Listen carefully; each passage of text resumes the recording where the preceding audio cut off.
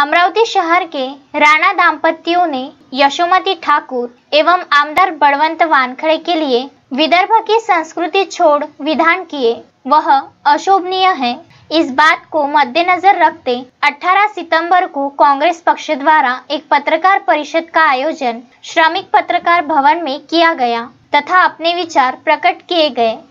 भंडाराचे आमदार यांनी जे बळवंत भाऊ वर टीका केली, त्याच्यानंतर यशोमती ताईवर टीका केली।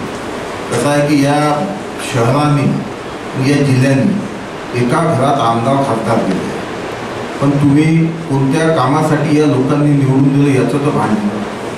आपण तुम्ही आज आपल्या शहराची परिस्थिती पहा।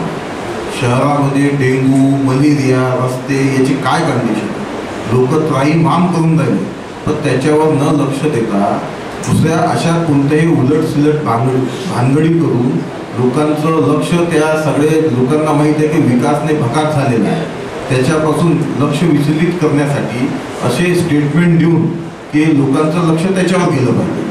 दहीहंडीचं स्वरूप होतं, लोक तिथं दहीहंडी फोडण्यासाठी आले होते। त्यांना राजकारणाची जे तिथं लोक जमली होते ते की कोणत्या पक्षाचे कार्यकर्ते थोडी होते, त्यांना राजकारणाशी काही घेणं देणं नाही। दहीहंडीच्या याच्यात मी तर व्यक्तिशः बघत होतो ते सारे व्हिडिओ, ज्या प्रकारचा रिस्पॉन्स म्हणजे ज्याचा उल्लेख आमचे एडकर साहेबांनी केला की ते जे नाचणारे लोक तिथे आणले होते त्यांना सुद्धा रिस्पॉन्स नव्हता आणि त्यांनाच रिस्पॉन्स मिळत नाही आहे, आपल्याला रिस्पॉन्स मिळत नाही आहे हे पाहून आता काहीतरी वेगळ्या मार्गाने आपल्याला सतत चर्चेमध्ये राहता आलं पाहिजे, हा त्याच्या मागचा मुख्य हेतू आहे। आणि माझा तर थेट आरोप आहे की बळवंतराव वानखडेवर यांच्यावर केलेले जे आरोप आहे ते आरोप त्यांच्या लक्षात आलं की बा हे फारच सिरियस प्रकारचा आपल्याकडून हे झालेला आहे आणि म्हणून पुन्हा लोकांचं कुठेतरी डायव्हर्शन व्हावं म्हणून मग यशोमती ताईवर आरोप करायचे।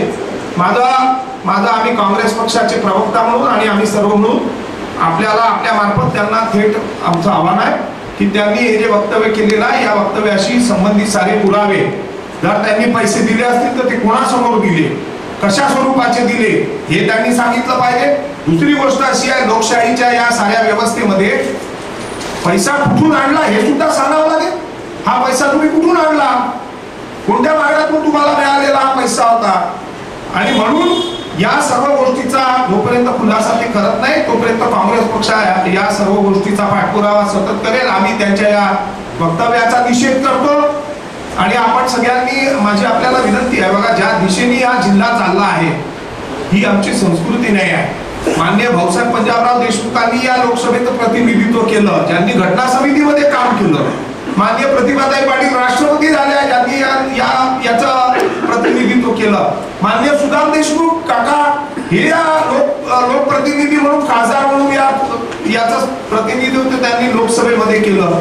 एकापेक्षा एक मोठी परंपरा असलेले हे जे आमचे प्रतिनिधी आहे त्या बॅकग्राऊंडवर हा जो थिल्लरपणा सुरू आहे हा काही या जिल्ह्याला शोभणारा नाही आहे। आणि ज्या पद्धतीने विचार करा, तर आता आमदारांवरच ज्यांना खरं प्रोटेक्शन आहे म्हणजे त्यांना विशेष अधिकार आहे, प्रिव्हिलेज मोशन मूव्ह करण्याचा अधिकार आहे आमदारांना, या आमदारांवरच थेट अशा प्रकारचे खालच्या स्तरावरचे आरोप करायचे आणि 4-4 वर्ष गेल्यानंतर काहीतरी खोटं नाटक लोकांना सांगायचं, चरित्र हनन करायचं, प्रतिमा हनन करायचं, या गोष्टी ठीक नाही।